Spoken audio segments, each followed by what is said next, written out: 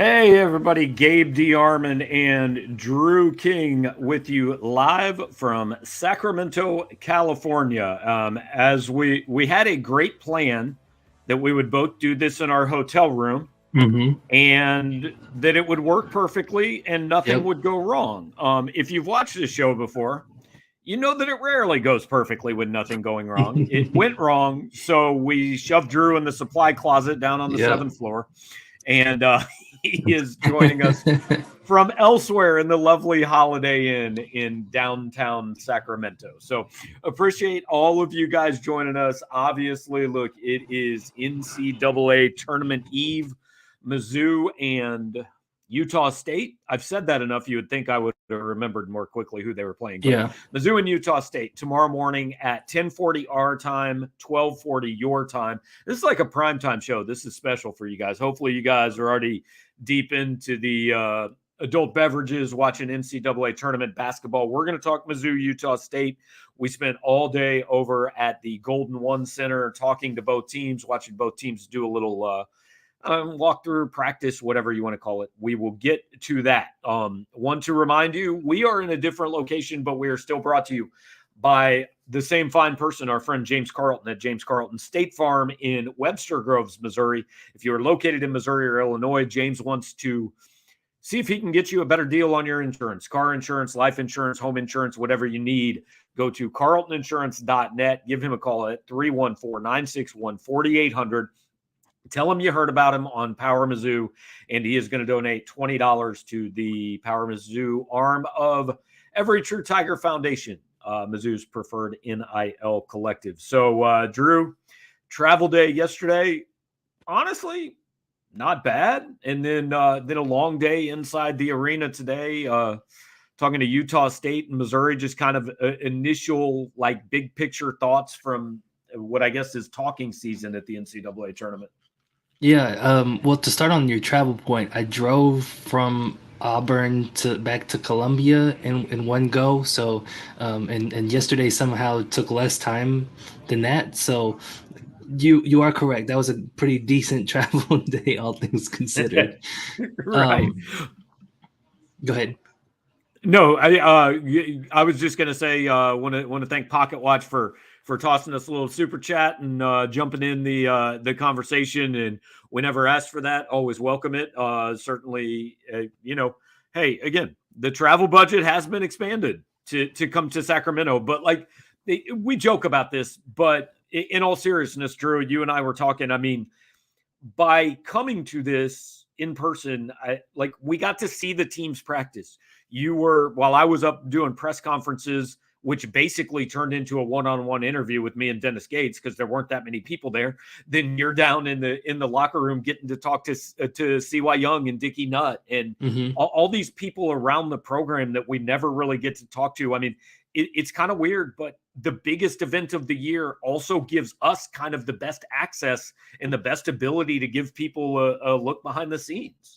Absolutely, yeah. That's been like one of the really cool things about covering the postseason so far is that you really get to make better connections with people on the team, right? Like, I know after both of the games at the SC tournament, like DeAndre Golston was the first guy I talked to just because everybody else was wanting to talk to Kobe or Nick Honor, right? And so like I feel like me and Dre Golston have a better relationship now just because like he recognizes me. He knows who I am now. Right. He knows like I'm not out to like make him look bad or anything like that.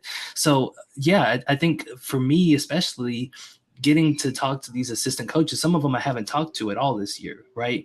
So yeah, this has been a really good opportunity. I think we're both learning a lot more about this team because we're getting better access. I think it's been a great experience so far. Yeah, and want to give you guys a heads up again. We are in a Holiday Inn. I'm getting like a little bit of an indication that the Wi-Fi here might be going a little bit in and out. So if you guys have problems, like you got to let us know, and we'll do the best we can. We are completely at the mercy of hotel Wi-Fi. There's absolutely nothing we can do. The NCAA has two rules. Number one, you cannot live stream from on premises at the arena. Number two, everything you drink has to be in a Powerade cup. So, and those are actually reversed. To be quite honest, the Powerade cup is far more important. Do you want to invite you guys? We're going to start off kind of just giving our thoughts and talk about today, but want to invite you guys to put your comments and questions and all that. And if you do it in a way that makes it pop up green with a dollar amount on it, I promise you will take priority and we will put you up first. Rich Ramsey wants to know, why do you think so many pundits are picking Utah State? So I have a theory about this, Drew. And look, I don't pay a lot of attention to who anybody picks because I don't really care. But I think fans of every team think everyone is picking against their team because I think they just tend to focus on the people that do pick against their team, right? Like, I don't know. Like I don't know who's picking who. Most of the experts may be picking Utah State.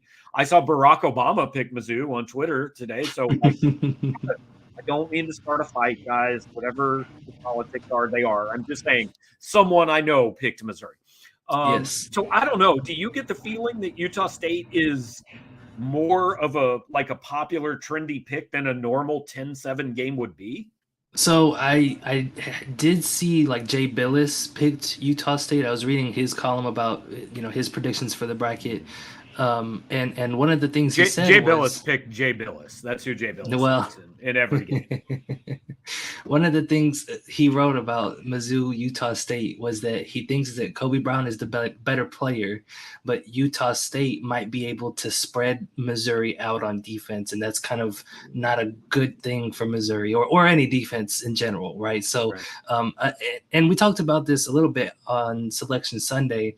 The 7-10 game, the 7 seed only wins like 60% of the time. So it's relatively. Yeah, it's a toss-up game, and then on top of that, like the Ken Pom numbers favor Utah State. So I think that if you look at those two things, it kind of makes sense why Utah State might be a popular upset pick. But again, kind of like you said, I haven't seen a ton of people picking Utah State over Mizzou. I feel like too that this kind of takes on a thing where all you need is 2 or 3 people to say, hey, watch this double-digit seed. I kind of like Utah State. College of Charleston is a popular one, right? They're playing San Diego State. Yes. And so I've heard a few, people that follow this say, hey, I like Charleston. They're a really good team. And once that starts to happen, then it snowballs because when Mizzou is playing South Carolina, like nobody's really paying attention. But now the entire world is paying attention to what everybody is saying because you all have the bracket sheets that you've got to fill out, right? So like even non-sports fans are paying attention. So what happens is Jay Billis picks Utah State and then say Seth Davis picks Utah State. And then everybody that has a bracket says, the guys I'm listening to are picking Utah. I think Utah State's a good, and all of a sudden Utah State is this trendy upset pick, right? Right. And it's not an upset. Utah State is favored. You mentioned the Ken Pom stuff, and I get it. Like, I do understand the technical reasons Utah State is favored. And a lot of it is Ken Pom, computer metrics, all that. I would say 2 things. Number one, again, that metric has Tennessee as the number 4 team in America. So let's take it with a grain of salt. Second, those same metrics have hated this Missouri team all year. Like, it's not... Yeah.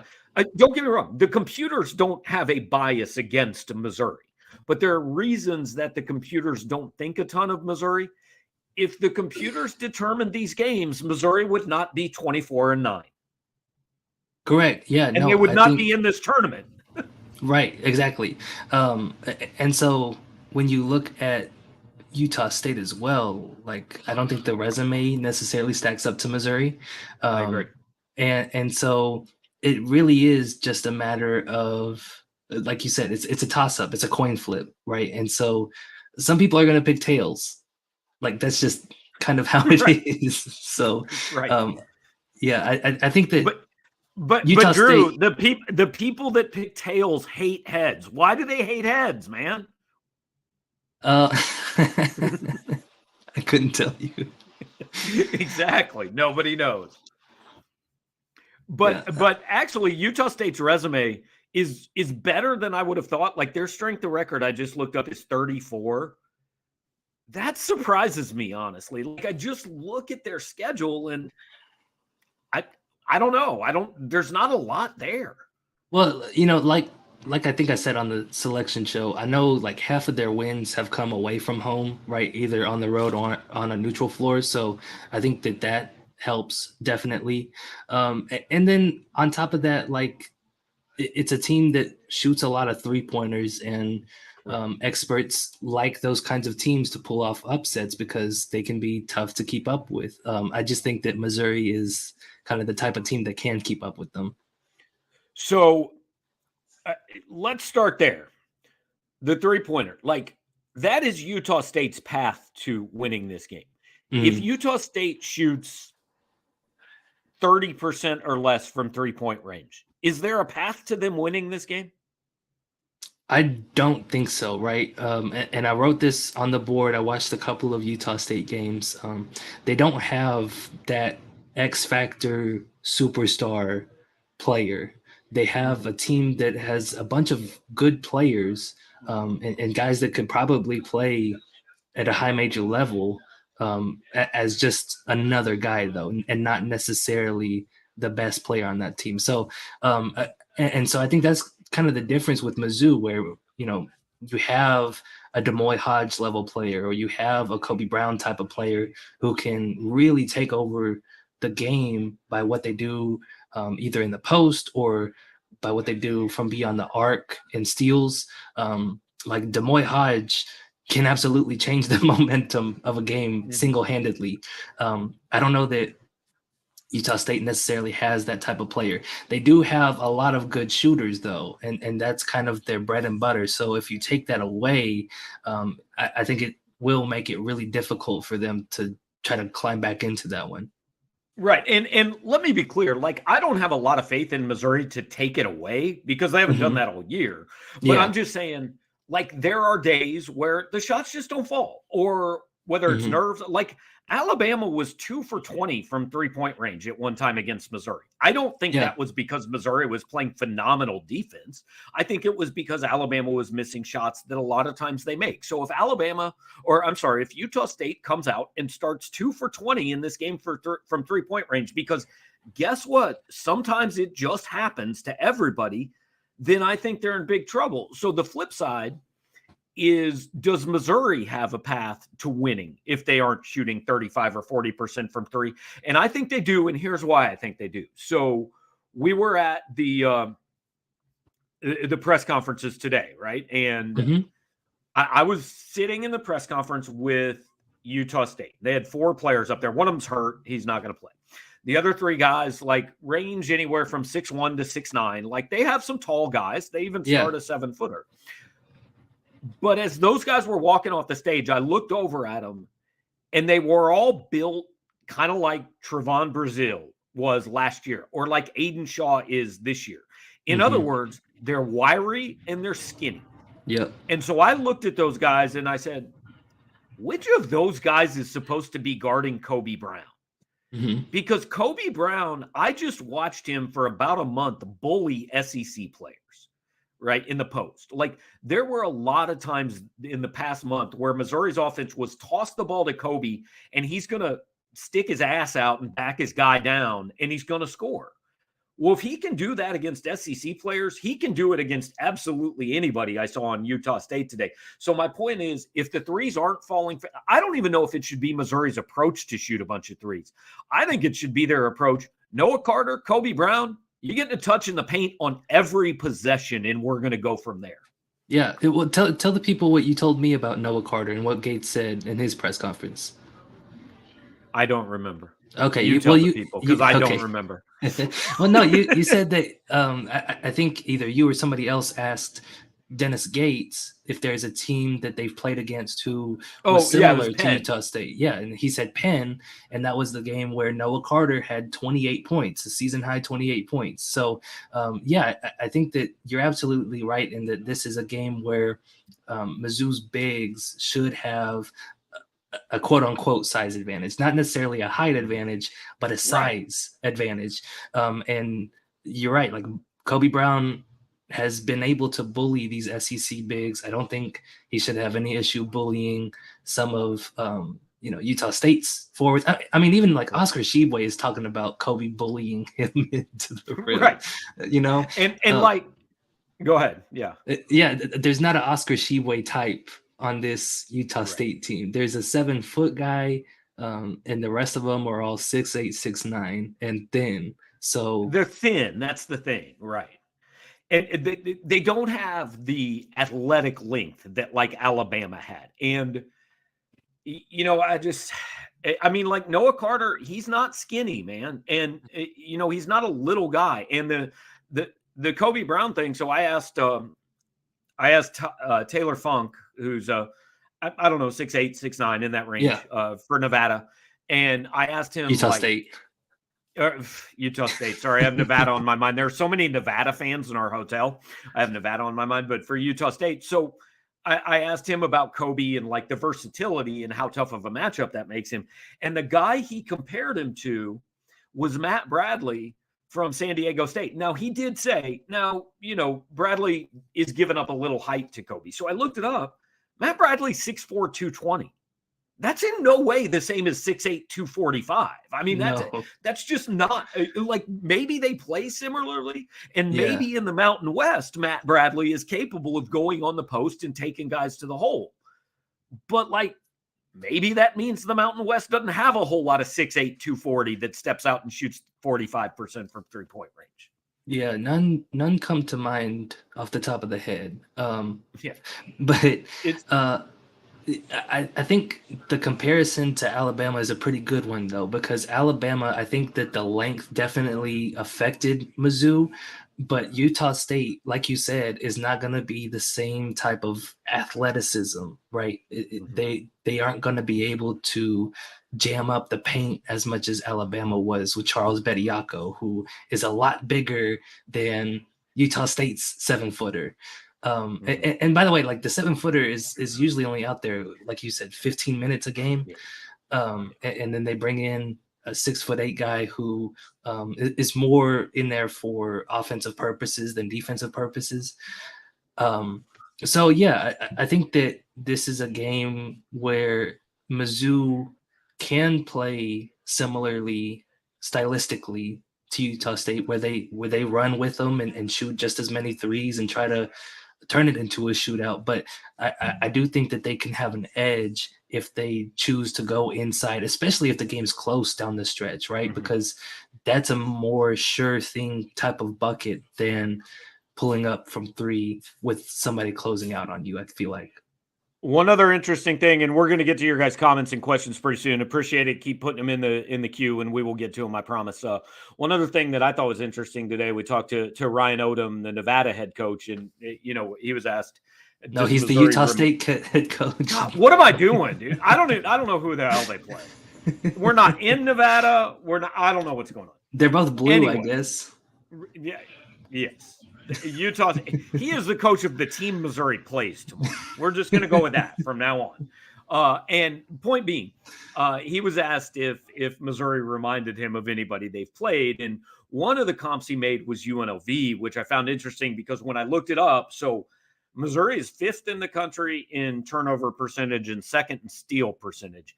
UNLV is 4th in the country in turnover percentage and 15th in steal percentage. So defensively, that is probably the closest thing that they've seen, that Utah State has seen. Now, they beat UNLV twice. Now, let's be honest, UNLV probably has a little bit lower level player than Missouri does at this point because UNLV is not all that great. But, Utah State did beat them twice. And so I thought that was a pretty on point comparison. Yeah, I agree with that. The other one I think he compared him to was New Mexico, and that one didn't make as much sense. Offensively, it makes some sense because they score a lot and they go fast. Defensively, there's no comparison, but they score 81 points. Their tempo is pretty quick, but they also don't shoot a lot of threes, and they get 56% of their points from two. And look, when you're putting these guys on the spot and saying, who do they remind you of? Like, I try not to hold guys to it too much because that's a hard thing to do. Yeah, right? Yeah, absolutely. To go back to the UNLV comparison, though, I do think that when Mizzou has gone up against some Drew, teams, I appreciated that we got food being microwaved in the background of the show. That's awesome. Go ahead. No, so when we the UNLV comparison, when Mizzou has played against point guards, experienced point guards that are able to take care of the ball, they've struggled a little bit, right? So they have like the Kansas game, they didn't generate that many turnovers. Right. And so Wade Harris has done well against him. Wade Harris did Wade well. Taylor. Taylor, yes, Wade that's Taylor. who it is. Wade Taylor. Thank you. I just make things up and say them, and they're like Kai Ziegler right, too. apparently. So Kai Ziegler kind of carved him up in the Tennessee game. So I think that could be a little bit of a trouble point for Mizzou if they're not able to get the turnovers. Some of the rest of the team for Utah State, though, is not as good as taking care of the ball. So I think that's kind of where they're going to have to target. But the point guard for the Aggies, he's pretty good. He's got a tight handle. So I think that he could cause some problems for the Tigers. So before we move on to the questions and comments, like anything else left over from hanging out today, other than like hearing about the hairstyles on UCLA's team or Jaime Jaquez talking Spanish or anything else jump out to you from Missouri or Utah State? Well, I just put out my story about the coaches today, and specifically the assistant coaches for them, and just kind of, Dennis Gates gets a lot of credit for bringing in a dozen newcomers and having them win, 24 games already this season. I think that it kind of got overlooked that he brought in a whole new staff as well, and that they've been able to gel together so well. So I would encourage people to go read that story. There's some pretty good quotes from CY and Dickie Nutt and Coach Smith Peters.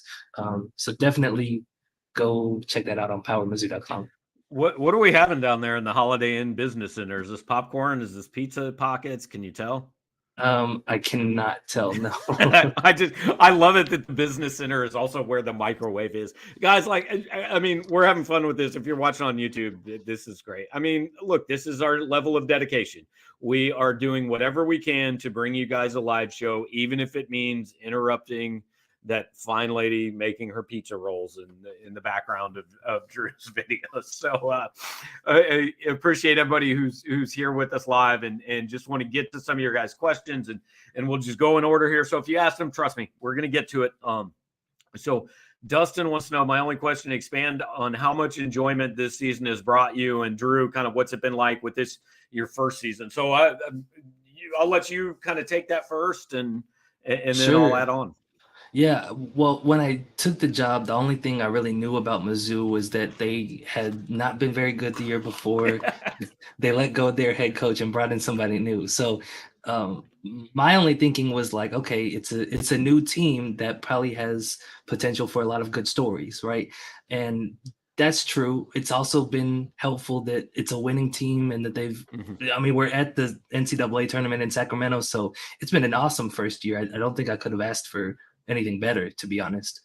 Yeah, and like people I think confuse when you say, like when I say I'm not a fan, I mean I still would prefer Missouri win games. It's way better because not only is it better for business, but like this is why we do this. We don't do this to cover Mizzou versus Houston Christian.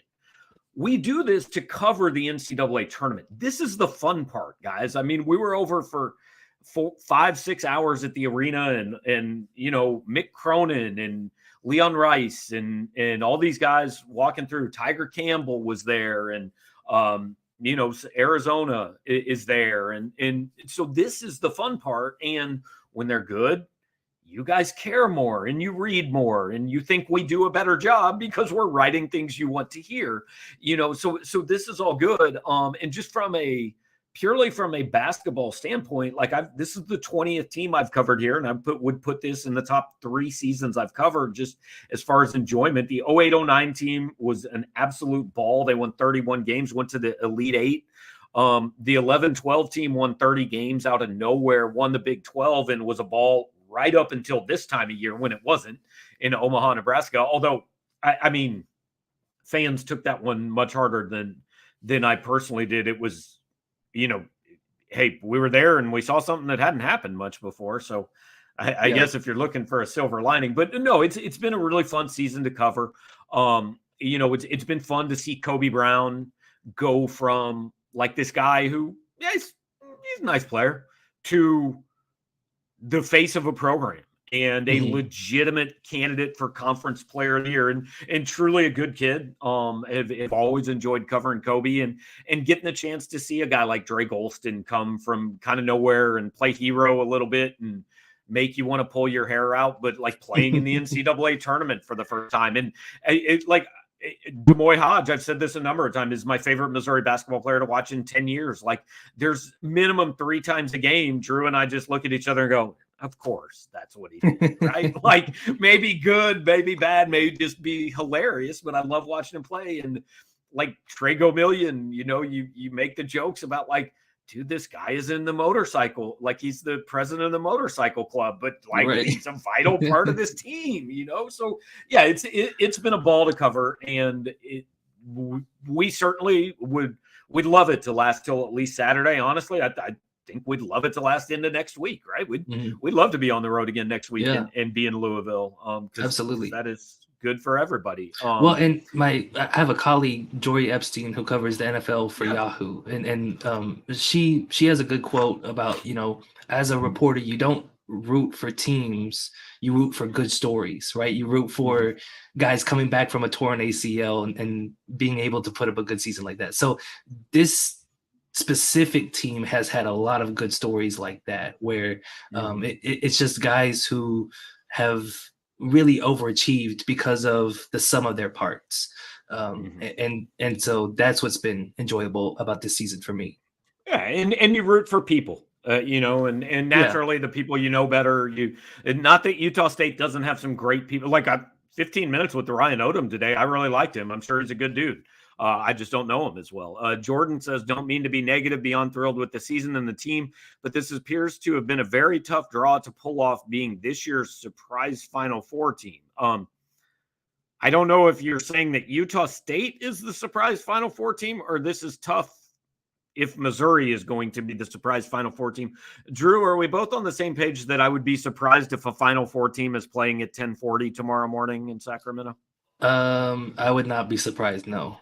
Yeah, I think what I said to, I can't remember if it was you or somebody else, but on Selection Sunday, when the bracket came out, I said, well, here's what I know. This ain't Missouri's first Final Four team ever, because Alabama's over on the other side of that bracket. That's correct. But I don't think the Final Four is the goal. Aiden wants to know, still don't know how Utah State is favored. I don't think Utah State has played a team as tough as Mizzou can play. And we've talked about it. We talked about it at the beginning. I mean, I understand the reasons Utah State is favored. I'm a little surprised because I thought name brand bias would figure into it a little bit more, right? That Vegas would go, well, if we favor Utah State, probably more people are going to bet on Missouri. But it appears that hasn't really happened, because the line has only moved about half a point. Yeah. Yeah. And so kind of the same things I said before. I think it comes down to the Ken Palm number, the 7-10 split. Like, I don't think people have seen necessarily a ton of Utah State games. I think and also, like, it's not that big of a spread either. It's 2 points at the most. It's literally a basket. Yeah. So you can say that Utah State's a favorite, but again, it's a toss-up. Let's call it what it is. It's a toss-up. Right. Danny says, I don't see why guys are scared of Utah State. See, this is what I love, Drew. Since Sunday, the reaction has been one of two things. It has either been, oh my God, how did we get matched up with 1991 UNLV in the first round? Or Utah State is trash. I don't know why anybody is even scared of it. Like, there is absolutely no in between on this.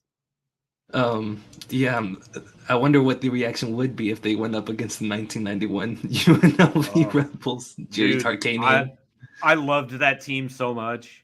Larry Johnson and Stacey Augmon and Anderson Hunt I loved that team. That was an amazing team to watch. They're also very, very good. I think they would be favored by more than 2 against Missouri. Josh Randall says, if we can win tomorrow, I feel like I will be at rest after that, even though it's already a great season. So let's kind of run through this.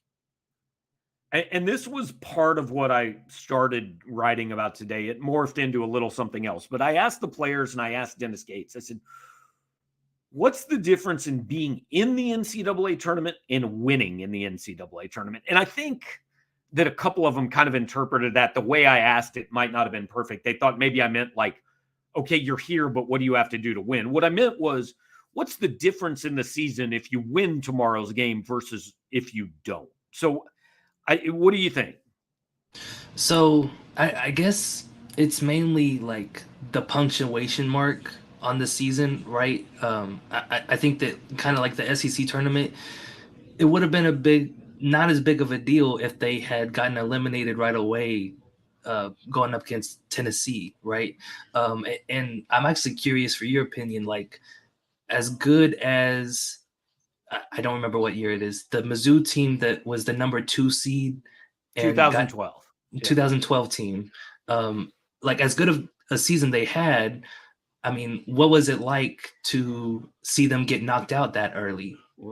Yeah, see, that was different though, because like they were a 2 seed. I mean, it was legitimately the biggest point spread upset in the history of the NCAA tournament. That was like, oh my God, how is this happening?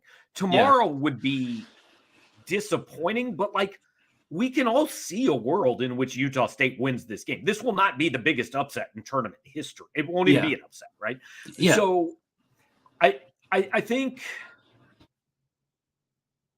like this is always the conundrum, is that had you told anybody on November 1st, this team is going to win 24 games and qualify for the NCAA tournament, every single person would have said, awesome. I will take it. Just sign me up today. But now that we've seen them win 24 games and they're in the NCAA tournament and they're seated higher than their opponent, it will feel a little hollow if they don't win a game, right? Yeah. And I think that would be different if they had beaten Oklahoma 2 years ago, or if they had even beaten Florida State 5 years ago. But this is a program that like legitimately, and I know Drew obviously doesn't have any recollection of this, and a lot of people watching probably don't. But when I was growing up from 1976 to 1995, this was a legitimate top 15 to 20 program in America. And they have now gone 13 years without an NCAA tournament win. So I feel like just getting one, like this season is good no matter what tomorrow. If they lose, this is still a really good season and there's a lot of reason to feel positive. But it's going to feel so much better if they win. You know, like I'm not sure there's a lot of downside, but just one win takes this to an entirely different level. Yeah. Like I said, I think it's really is the punctuation mark that the team is looking for. It would be like me putting a feature up on PowerMizzou and missing the period at the end, or it leaves you hanging, right? It's somebody putting their hand up for a high five and not getting anybody to clap them back. So yeah, I think that's kind of the feeling that Mizzou is looking for, is that they want to put a stamp on the end of this season. And like it would also be their 25th win. I don't know when the last time was that they got to that number. So I think that's kind of what they're searching for when they're here in the tournament. By the way, tomorrow's game, I know it can make Dennis Gates $25,000 because he has a $25,000 bonus if he wins 25 games. I think he might get a bonus for making the second round, but he might not get another bonus until the Sweet 16. But it can make him at least 25 grand. Freeway Jared brings up an excellent point. There is no way Nevada is beating Mizzou tomorrow. So yes, I certainly agree. You are correct. Mike KSU wants to know, and this is an interesting point. Do you think the early tip-off will possibly have an effect? So it is 10:40 out here tomorrow morning. Now, there's a couple things here. In Mizzou's body clock, that is 12:40. right? Like they played a couple of games that were at noon Eastern, 11 a.m. Central. They played Vanderbilt at 11 a.m. Central, Yep. on a Saturday. So they have played this early before. Utah State may have. I don't really know. Also, the team came out here on Monday night. Like they've been here for a couple days, practicing early. But I thought the best point, Nick Honor was asked about this today. And he said, we all grew up playing AAU ball. Like we might have a game at 8 o'clock in the morning or 9 o'clock in the morning. Like anymore, this is what they do. I mean, my kid played travel baseball growing up. I can't tell you how many times I had to be at a baseball field at 7:15 in the morning. So I don't think that really what time it is should have much of an effect. And if it does, it affects the other team too. It's like field conditions or something. Well, the other team played on the same field, so maybe shut up about falling down. Yeah. Well, as somebody who also played in AAU tournaments and was not very good in any of them, I can't tell you that those 8 a.m. games were not the best for anybody out there. So I think the field conditions comparison is a good one because it really is like both teams are kind of groggy, and it's not going to, like you said, it's not going to be that early for either team. It's 10:40, it's 12:40 Central Time. So no, I don't think it should be that big of an impact either.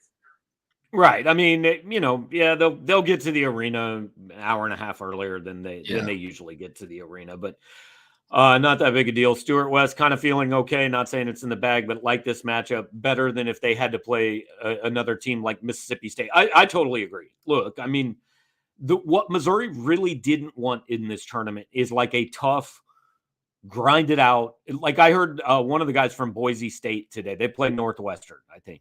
And he said, look, it's going to be a rock fight. That's what we've done all year. That's what they've done all year. It's going to be in the 50s or 60s. If Missouri's opponent was sitting up there saying that today, man, you don't feel great about that. Yeah. Hey, go take your chances. Utah State hasn't held a lot of people under 70. So go take your chances. You get to 70. Yeah, exactly. That's exactly right. Ron Davis, one of the best sports weekends of the year. Glad Mizzou. Agreed. So, I mean, no question. Like the next 4 days, like it's the best weekend in sports. Just hook it to my veins, Gabe. Hook it to my veins. Like it is. And we're talking about like all of sports. It is the greatest thing to watch because this is the key point and the biggest reason I keep bringing up why the NCAA tournament should expand. It's because the games have stakes, right? Like everybody's season is on the line right now. And so if we had more of it, what is the harm? I mean, God knows we need Vandy, Rutgers, and Clemson in this thing, man. Listen, we can't have a championship tournament without those teams. Well, but Gabe, like we got participation trophies to hand out here, Drew. Okay, I can't argue against that. No,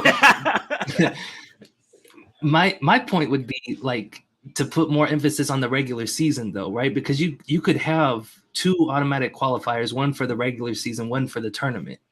Right? That's fair. And then you would have 2 teams that would actually deserve to be in there. And like a lot of these conferences have 2 different champions. That's the only way I'm cool with expanding the tournament. If the extra bids go to regular season champions, I'm good with that. That's the only way I'm cool with it. But like so just to go back to it, I don't see if you were to go that route, what the harm would be in adding, just an extra 16 games of March. Yeah, I mean, it wouldn't be. But also, here's the weird thing about the NCAA tournament. It's the only event in sports that actually gets worse as it goes on. Right? Like the NFL playoffs, it's like, oh, the first round's awesome. Oh, man, the second round means so much more.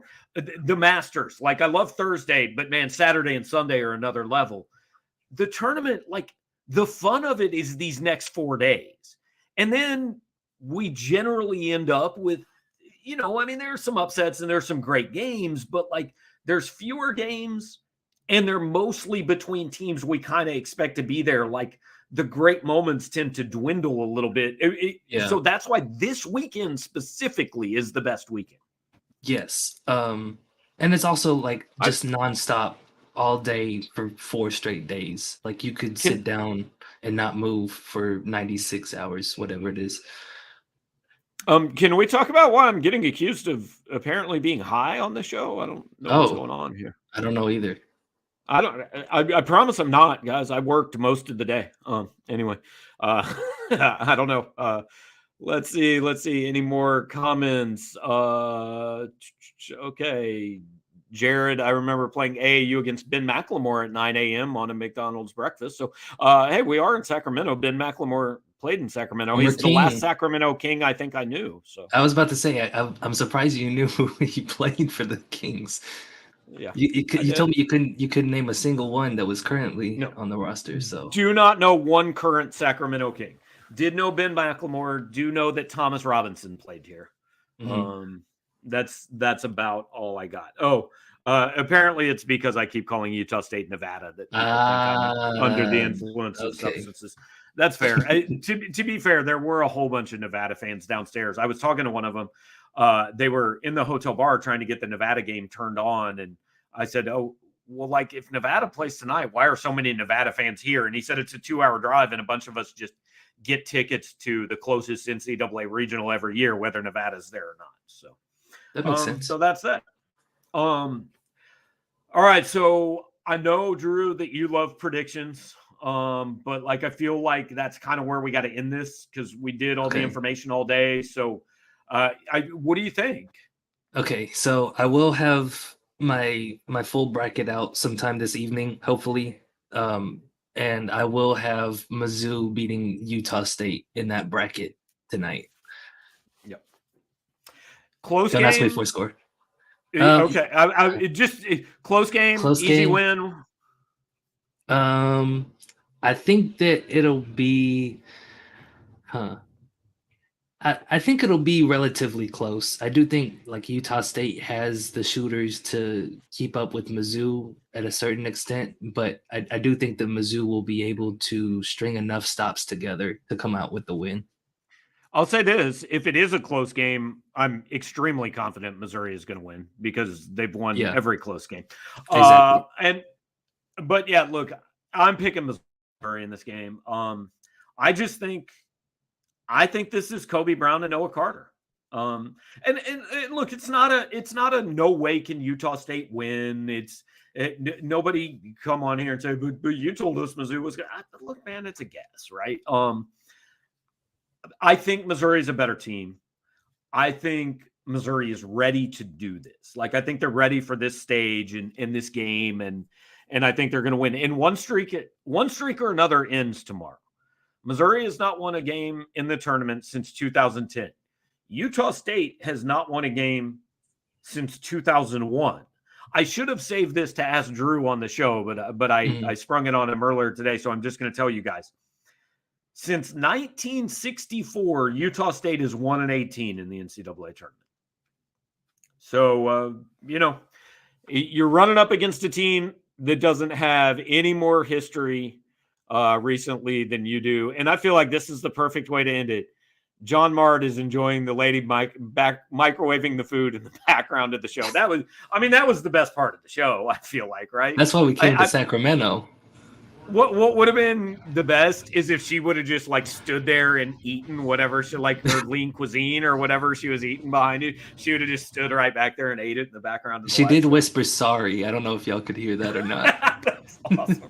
I mean, she shouldn't apologize. We're legitimately in the business center of a public hotel doing a live. We're in the supply closet, Gabe. She has as much right to make her noodles and sauce as we do to be in there doing a live show. So that's true. But appreciate you guys seriously joining us. for those listening on the podcast, Freeway Jared thought Drew was in his room and the lady microwaving the food was his. Dude, this show is off the rails. I'm done. I got nothing else. Drew's going to go hang out with his lady. They're going to make some ramen in the hotel microwave. I'm going to put this on a podcast. You guys got to hit the like button. You got to subscribe. The ending of this is doing nothing to dissuade people from the idea that we're both extremely high, by the way. So like this show, subscribe to the channel, say good things about the podcast, call James Carlton or go to his website at carltoninsurance.net, 314-961-4800. Guys, if you've made it to this point and you don't know what James is trying to do, I don't know what to tell you. Get in touch with him. He'll give money to NIL. He'll save you money on insurance. We're going to cover the game tomorrow. Thanks for hanging out. We'll see you.